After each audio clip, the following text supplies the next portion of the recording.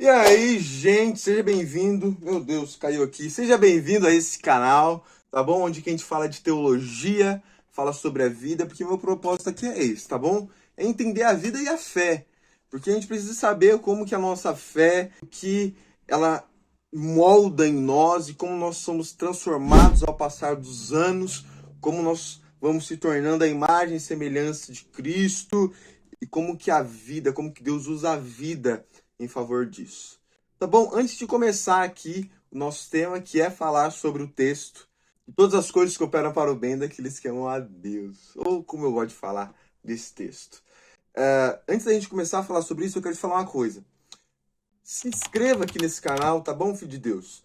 Compartilha isso com o grupo das irmãs, dos adolescentes, do louvor. A gente vai falar de música aqui, inclusive. Eu comprei uns livros aqui sobre música cristã no culto. A gente vai falar sobre isso, tá bom? A gente vai falar sobre Bíblia, teologia. Vem muita coisa legal aí, tá? Eu demoro, mas eu chego lá, tá bom, gente? Então é o seguinte. Romanos capítulo 8, versículo 28 diz: Sabemos que todas as coisas cooperam para o bem daqueles que amam a Deus, daqueles que são chamados segundo o seu propósito. Que texto lindo, que texto maravilhoso. Mas vamos lá. A gente precisa entender uma coisa. A primeira dela é: o texto de Romanos 8 está falando sobre o propósito de Deus na salvação da humanidade. Isso fica claro, porque ele está dizendo lá, por exemplo, o versículo 19, que diz que a criação espera com grande expectativa a manifestação dos filhos de Deus. E aí ele está falando sobre esse processo de transformação e de regeneração da humanidade, dos eleitos de Deus, melhor dizendo. O versículo 1 diz que nenhuma condenação há para aqueles que estão em Cristo. E o porquê nenhuma condenação há? Porque Cristo foi condenado em nosso lugar. Então agora ele tirou essa condenação de nós. Então fica claro para nós que Romanos está falando sobre, Romanos 8, está falando sobre essa redenção e esse propósito de Deus na redenção. Então veja bem, o versículo 26 e 27 está falando sobre a intercessão do Espírito por nós. E ele intercede com gemidos inexprimíveis, para que nós possamos, então, sermos a resposta do clamor da criação. Que nós possamos ser, então, aquilo que Deus planejou para nós, a imagem e semelhança de Cristo. Por isso, pela intercessão do Espírito, sabemos que todas as coisas cooperam para o bem daqueles que amam a Deus. Então, quer dizer, as coisas cooperam para o bem de todo mundo? Não, as coisas cooperam para o bem daqueles que amam a Deus. E quem são os que amam a Deus? Aqueles que são chamados segundo o seu propósito. Agora o versículo 29, que a gente não lê, responde quem são aqueles que são chamados segundo o propósito de Deus. Quem são aqueles que amam a Deus? O versículo 29 responde. O versículo 29 responde porque ele começa logo com a palavrinha pois. Daqueles que são chamados segundo o seu propósito. Pois aqueles que Deus de antemão conheceu, ele também predestinou para serem conforme a imagem do seu Filho.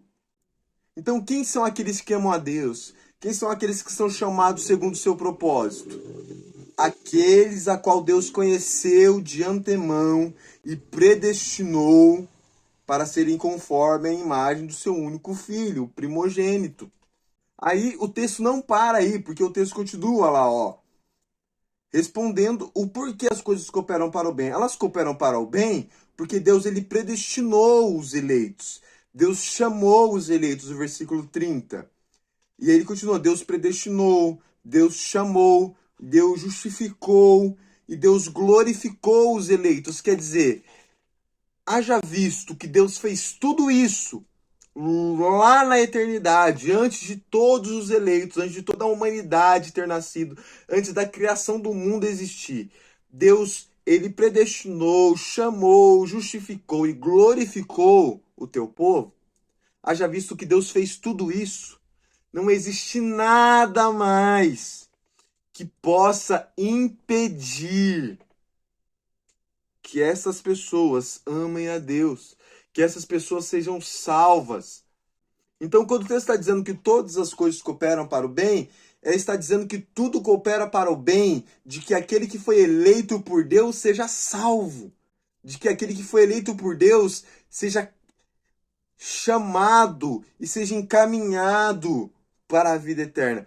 Esse texto é impossível a gente explicar ele sem que ele esteja enquadrado na ideia de salvação, que é a ideia do capítulo 8 de Romanos.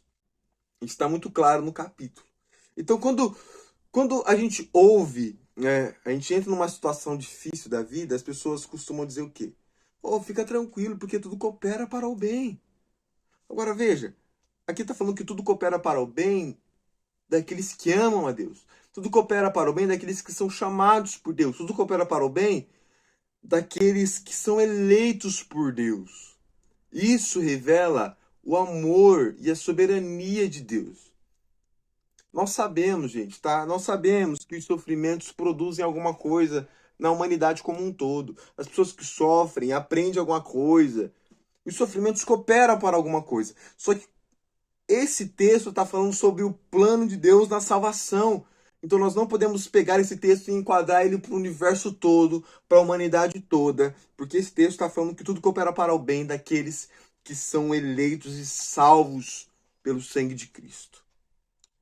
Beleza, gente? Então, eu preguei esse texto na igreja, eu já fiz vídeos sobre ele e achei interessante ter registros sobre esse texto aqui nesse canal, para nós entendermos o que o texto bíblico diz e não aquilo que nós falamos direto, sem saber o que exatamente isso significa. Tá bom? Espero ter te ajudado e esclarecido o que realmente está nas Sagradas Escrituras. Deus abençoe e vou lembrar mais uma vez, curte aqui, compartilha, comente, se inscreva também aqui nesse canal, tá bom? Para que você possa ter acesso a todos os vídeos que serão postados aqui, tá bom? Deus abençoe e até a próxima.